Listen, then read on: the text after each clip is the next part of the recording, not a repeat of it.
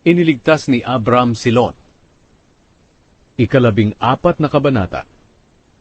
Nang panahong iyon, sina Haring Amrafel ng Shinar, Haring Ariok ng Elasar, Haring Kedorlaomer ng Elam, at Haring Tidal ng Goyim, ay nakipaglaban kina Haring Bera ng Sodom, Haring Birsya ng Gomora, Haring Shinab ng Adma, Haring Shemeber ng Zeboyim, at sa hari ng Bela na tinatawag din na Zoar. Nagtipon ang 5 haring ito kasama ang kanilang mga sundalo roon sa lambak ng Sidim, na tinatawag ngayon na Dagat na Patay. Ang mga haring ito ay sinakop ni Kedorlaomer sa loob ng 12 taon, pero nang 13 taon, nagrebelde sila laban sa kanya.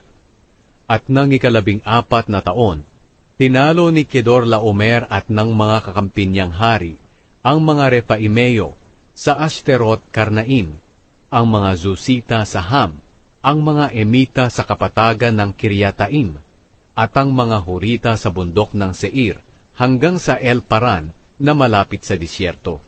Mula roon, bumalik sila at nakarating sa En Mishpat, na tinatawag ngayong Kadesh, at sinakop nila ang lahat ng lupain ng mga Amalekita at mga Amoreo na nakatira sa Hazazon Tamar.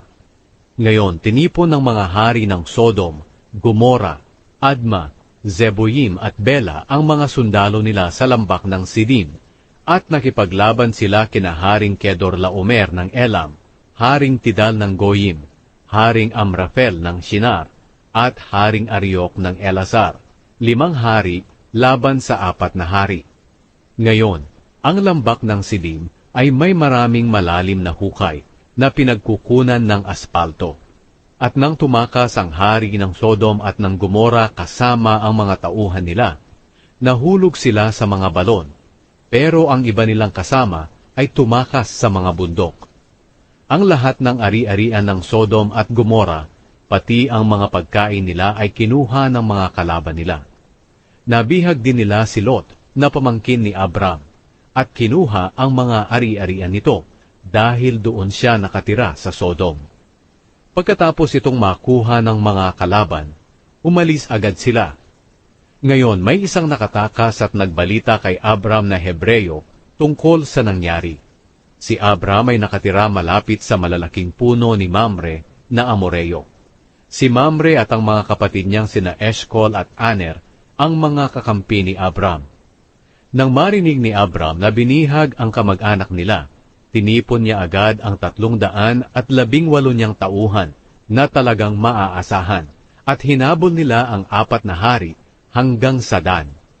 Kinagabihan, hinati ni Abram ang mga tauhan niya, at nilusob nila ang mga kalaban, at natalo nila ito. Ang ibang nakatakas ay hinabol nila hanggang sa Hoba, sa hilaga ng Damascus. Binawi nila ang lahat ng ari-arian na inagaw ng mga kalaban. Binawi rin nila si Lot at ang mga ari-arian nito, pati ang mga babae at ang iba pang mga tao.